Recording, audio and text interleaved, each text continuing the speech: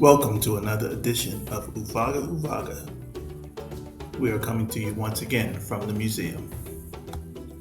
This episode is brought to you by EFC United, the home of the beautiful game. This week's episode will spotlight the heartbeat of the Congo River and the lifeline it provides to all those within its watershed.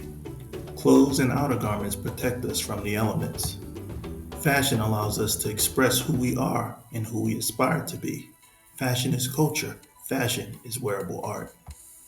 Some of us keep it simple and focus on black and whites, while others have never seen a color they did not like.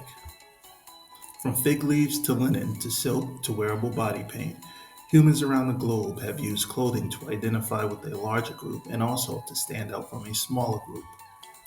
Wearing the colors of the national team is a privilege for any footballer and a source of pride for footballers and fans alike. Every national team has its own kit.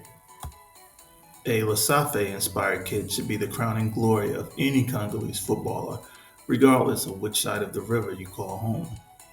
Just imagine if there were youth teams in Kinshasa and Brazzaville that developed talent for a pro league that features teams from both sides of the Congo River. And imagine this competitive league developing exceptional domestic talent for one national team that is consistently the strongest team in Africa and a strong favorite to win every World Cup. Lasafe, the Society of Ambiance Makers and Elegant Footballers, should be the standard for all Congolese footballers.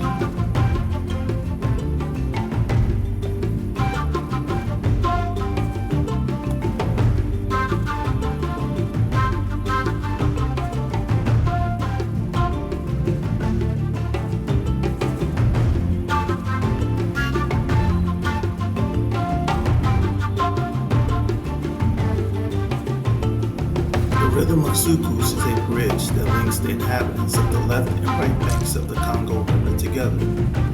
Just like soukous, the river has a steady beat and a rhythm that is constantly changing. At times it is rough and pulsating, and at times it is smooth and tranquil. The rhythm of the Congo River flows over the heartbeat that gives life to the banks of the river. The start of the beginning of a river is not what's important. The end of a river is not that important.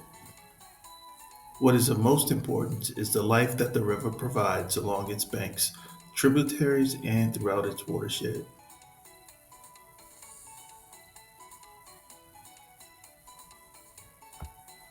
Rivers never give up, they keep flowing. The people of the Congo were placed there for a very specific reason. A bad day is just a bad day. A bad decade is a bad decade, and a bad century is just a bad century. Over the course of many millennia, powerful rivers keep flowing. Bad times are sprinkled throughout life to help you appreciate the prosperous days that are destined to be your norm. Choose to do what you were destined to do. Make modifications if you must, but never stop flowing. Pool Malebo used to be the end point of the Congo River. The granite and metamorphic rock thought it could contain the mighty Congo River, but the river never gave up. The mighty Congo cut a channel through the rock and kept flowing all the way to the Atlantic Ocean. From the Malebo Pool, the width is on average a few hundred meters, but what most people will never be able to see is the depth. At over 200 meters deep, the Congo River is the deepest river on the planet, carrying the second highest flow of any river. Once the river cut through the Malebo Pool, it did not just meander to the ocean, it rages to the Atlantic.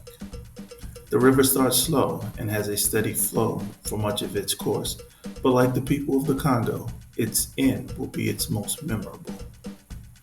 Its end will leave you mesmerized, just like the rapids of Stanley Falls. The mighty Congo never really ends. It struts into the Atlantic Ocean in grand style.